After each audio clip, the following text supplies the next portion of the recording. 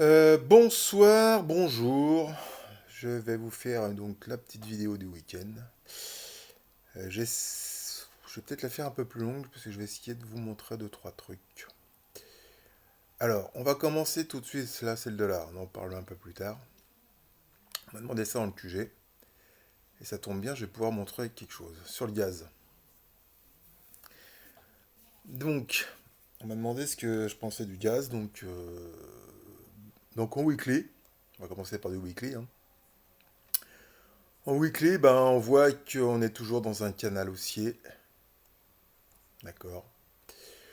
On a été en marron, c'est mon mensuel. En orange, c'est toujours mon weekly. D'ailleurs, je voulais vous montrer ça rapidement sur mon profil. J'aurais dû le jouer avant.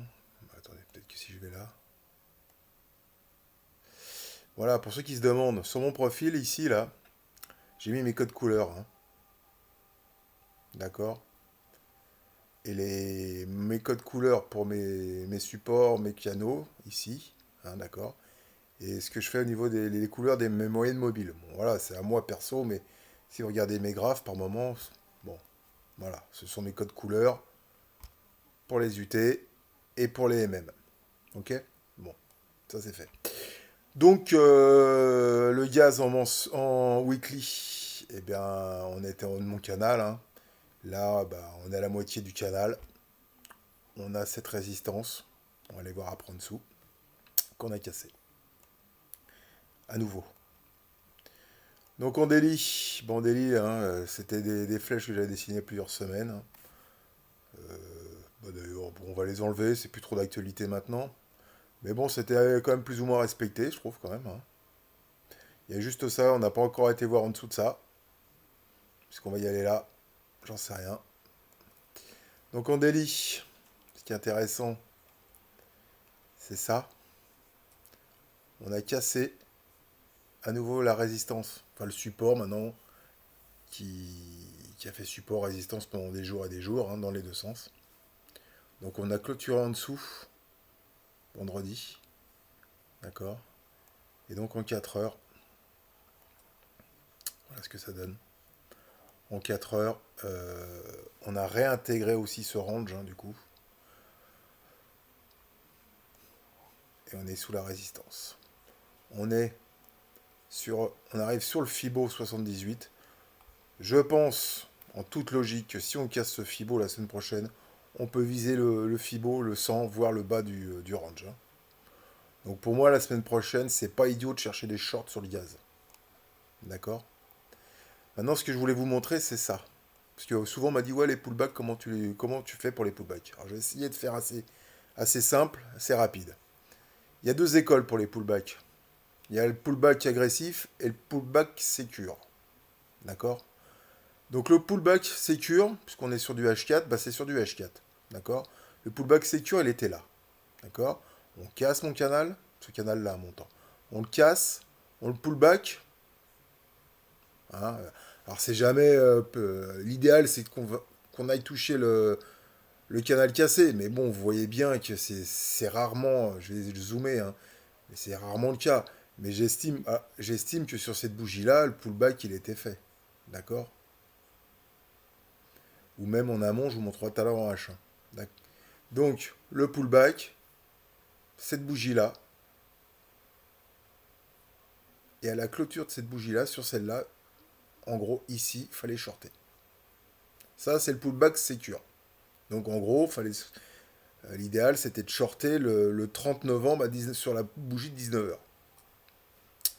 En 1 heure, il y avait plus simple et plus rapide, mais là, c'est le pullback agressif.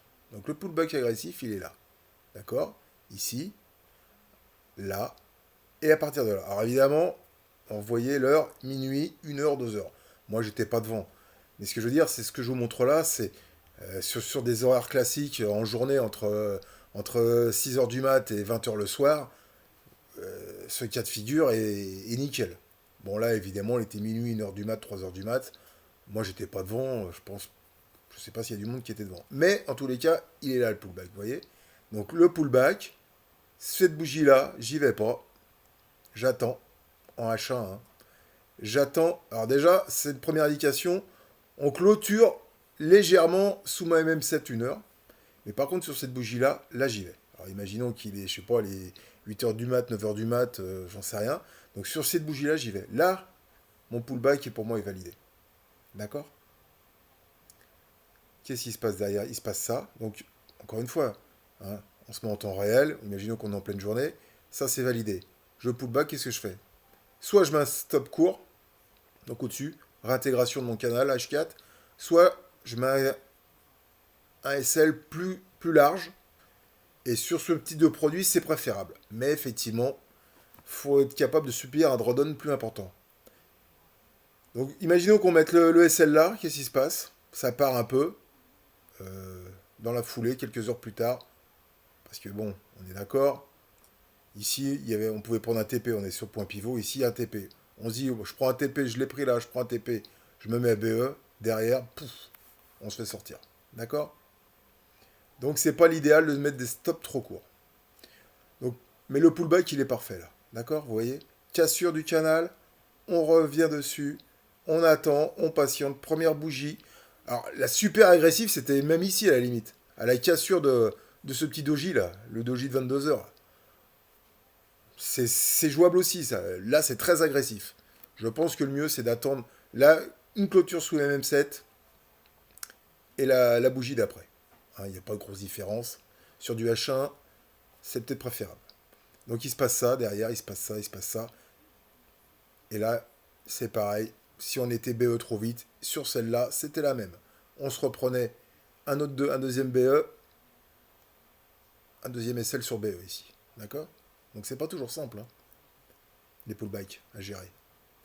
Donc je recommence. Par contre, en H4, c'était plus clair. C'était plus simple. C'était plus sécure, mais on le prenait plus en retard. Donc on le prenait ici. Donc si on le prenait par ici, on mettait un SL ici, voire ici. Mais déjà ici, c'était bien. Et derrière, il se passait ça. On remontait. Et derrière, c'était bingo. Voilà, je ne sais pas si c'est assez clair, mes histoires de pullback. Et ça, c'est valable sur du montant, sur du descendant, sur tous les indices, sur tous les, tout le forex, tous les indices, les actions, etc. D'accord? Les cryptos, tout. Moi, les pullbacks, c'est comme ça que je les fais. Si c'est pas assez clair, vous m'en parlez dans le QG. Je vais avancer parce qu'il y a d'autres trucs à voir. Donc, pour le gaz, la semaine prochaine, qu'est-ce que... Alors, à l'open, soit vous êtes devant, on fait un petit pullback, là. Et là, au retour, si je me mets en H1, pour essayer dans H1, pour les agressifs, voilà, on peut attendre ça, un petit pullback là, sur ce canal là par exemple, ou ici sur l'orange, et là, au retour, on short. Ou alors, si à l'open, si vous êtes devant et que ça part direct, shortez-le. Moi, lundi matin, si le prix est là, je sais pas, il y aura peut-être un gap ou ça aura dégueulé toute la nuit. Si lundi matin, vers 5-6 heures du matin, les prix sont là, on oublie, hein. On ne shorte plus rien là. On attend, hein. Mais par contre, si lundi matin, vers 5-6 heures, 7 heures, les prix sont encore dans ce coin-là, on peut surveiller pour le shorter à la cassure de ça. D'accord? Voilà. À la cassure des 6,23 à peu près.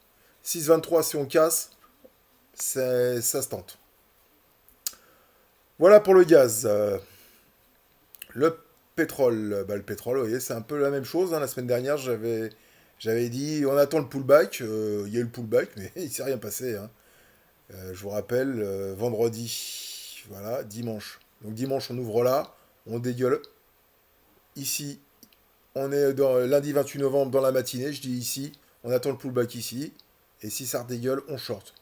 Bon, bah, il y a bien eu le pullback, mais on n'a jamais vu, on n'a jamais vu le retour, hein. On est monté, on est monté.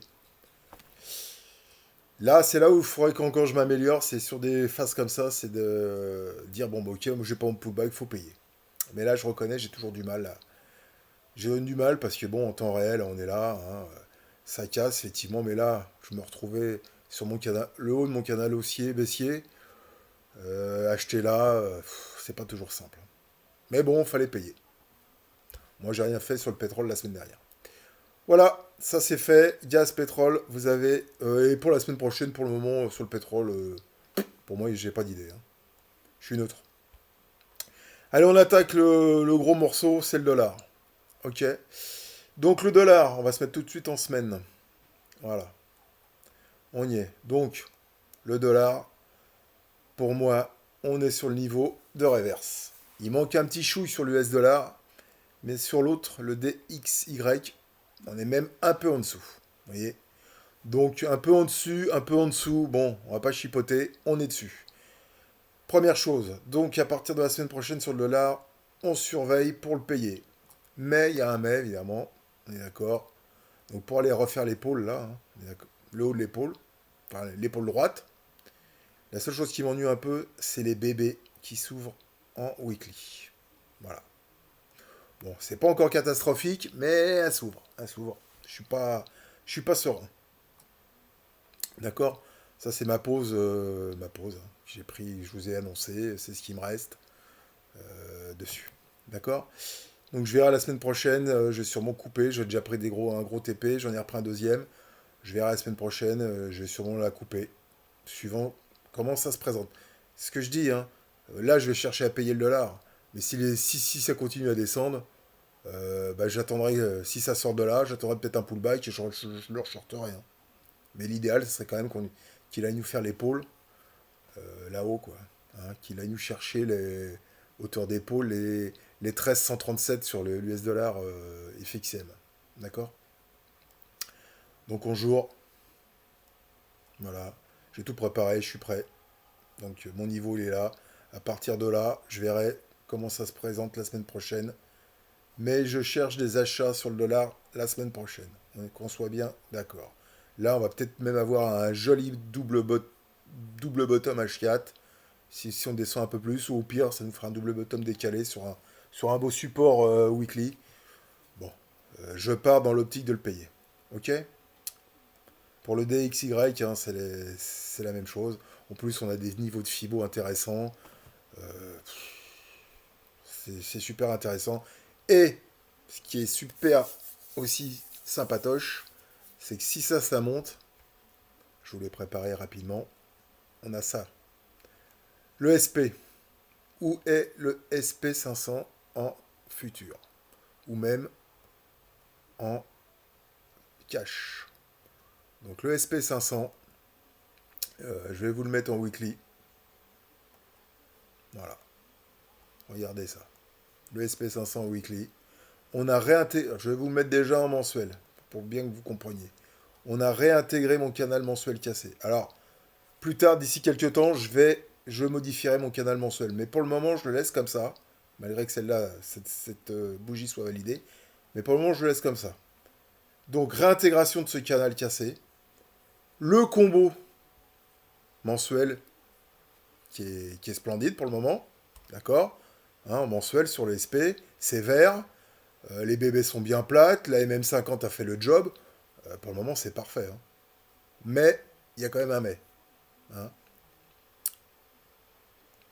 En semaine, on a réintégré mon canal mensuel. En semaine, on est là. On est toujours dans ce canal baissier. Avec un combo weekly. Donc un mensuel contre un weekly, je suis d'accord. Mais je pense que pour la semaine prochaine, faut voir ce qui va se passer là-dessus. Donc en journalier, qu'est-ce qu'on a? La bougie du mercredi 30, qui a fait peur à tout le monde. Derrière un doji, et là, on a ça, là. Ça. Cette figure-là. Cette bougie-là, c'est quoi? C'est un pendu, d'accord? Un pendu, c'est quoi? C'est ça. C'est ça. Attendez, je vais essayer de vous le remettre là. Voilà. Marteau pendu. Qu'est-ce qu'il dit? Le principe du marteau correspond à l'inverse du pendu. C'est-à-dire que c'est préférable que le corps soit vert. Mais c'est pas ça, moi c'est le pendu. Pour que le pendu soit validé, il est préférable que le corps soit rouge et qu'il soit suivi d'une bougie rouge. D'accord? Donc je me remets sur le SP. Donc la semaine prochaine, on a un doji, on a eu un doji, et là on a le pendu. Donc si ça veut descendre la semaine prochaine, le dollar va monter. D'accord? On a la même chose sur le Nasdaq. Par contre, sur le Nasdaq, on est resté en dessous de mon canal. L'US 30, le Dow Jones, on a à peu près la même figure, sauf que là, par contre, on a tout cassé à la hausse. Donc, voilà, je vais surveiller pour payer le dollar. Les US me donnent des signaux pour shorter les US. Donc, si les planètes continuent à s'aligner, il n'y a pas de raison de ne pas shorter les US et pas de payer le dollar. D'accord? Je reviens sur le dollar, rapidement. Donc, il faut bien s'imaginer que pour monter là-haut, ça va pas se faire en une semaine, hein. On part sur 3 4 semaines de hausse, pour ensuite avoir 3 4 semaines de baisse, pour ensuite, éventuellement, si ça se valide, valider cette ETE pour aller en bas.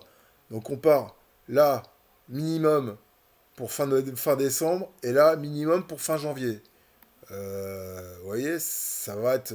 On part pour 2 mois de trade là, hein. Juste pour avoir l'épaule, hein. On est d'accord? Bon, bah voilà, tout est dit. Et donc, à contrario, si le dollar monte, eh ben évidemment, ce que tout le monde attend, c'est lui, notre ami euro USD.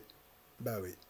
Et lui, pareil, les bébés s'ouvrent, ça me plaît moins, mais bon, et puis là, elle s'ouvre bien quand même. Mais bon, on a clôturé sur la M50. Ça, c'était mon TP, hein, je vous avais donné, hein. On l'a fait, donc ça, je peux les virer. On a clôturé pile poil sur la M50 week. En journalier sur l'euro dollar. Voilà où on est. Sous mon canal. Weekly. Bah écoutez, de toute façon, si le dollar monte, ça va baisser. GBP USD, même cas de figure. Si je me mets en semaine, bah on a le combo week. C'est pareil. D'accord? Ça, c'est toutes mes pauses, hein, je vous signale, hein. Mais bon, peu importe. Ça, c'est le trade de Founi. Vous voyez. Le gold, c'est la même chose. On est sur le. Bon, là, il est moins. La MM50 sur le gold est, bon, moins jolie. D'accord? Elle est un peu plate. Mais bon, il y a un combo quand même. Donc, tout ça pour vous dire que la semaine prochaine, c'est achat dollar si les signaux sont là. D'accord? Rapidement, quoi d'autre? L'USD CAD, je fais toujours une petite pause. Ouais.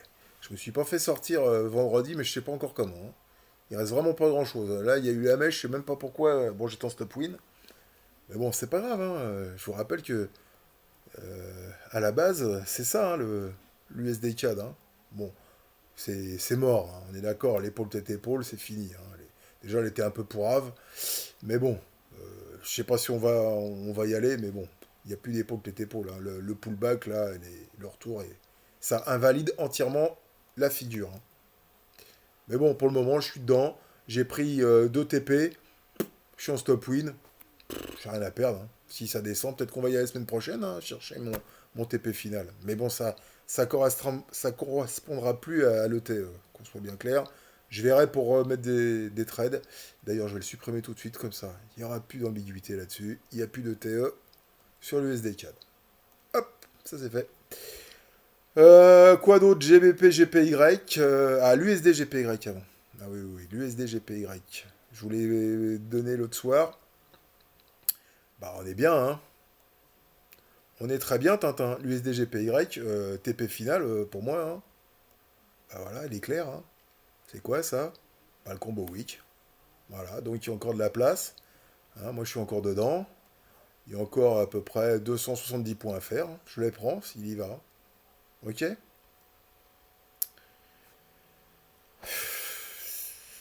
J'ai rien d'autre à ajouter.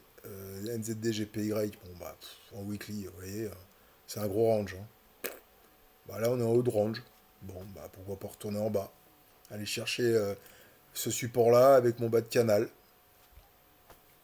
NZPY, on peut tenter de chercher des shorts pour la semaine prochaine. GBP, GPY, il est où? Il est où? Il est où? Il est où? Il est où? Il est là. C'est bof, hein. Là, le bougie est déjà faite. Non, il n'y a rien à faire là-dessus. Euro GPY. Ah, bas de canal. Bas de canal weekly à nouveau. Avec un combo là qui est là, mais on est loin, on est quand même encore loin. Voir si on rebondit. Si on rebondit encore à nouveau sur le bas de canal, ça nous donne quoi en jour? En jour, ouais, bas de canal. Par contre, si on casse le canal, on attend un pullback. Cassure du canal, pullback, on short. D'accord? Ça tomberait bien, parce que si ça pourrait aller avec le short euro USD. Donc à surveiller aussi euro GPY si on casse ça la semaine prochaine. Ok, bah écoutez, c'est déjà pas mal, hein. Donc rappel, sur signal, je shorterai le gaz. Le pétrole, je fais rien. Le gold, l'euro USD, le GBP USD, bah short si le dollar monte. Et sur les indices, short si ça se valide. Short SP500, short Nasdaq. Bon bah du coup, voilà. Bon, je vais pas en dire plus, hein. Après, je veux pas trop interférer, mais pour moi, ouais, ouais. Short SP500, short Nasdaq pour la semaine prochaine. Sur validation, on est sur des niveaux shortés. Voilà, j'espère que c'est assez clair. Je vais couper. Encore une fois, sur les pullbacks, ce que j'ai expliqué en début de vidéo. Si c'est pas assez clair, vous me le dites, on essaiera de faire autrement. Ok? Je vous souhaite un bon week-end, une bonne soirée et un bon dimanche. Et un bon match pour demain, pour ceux qui suivent la Coupe du Monde. Puis allez la France.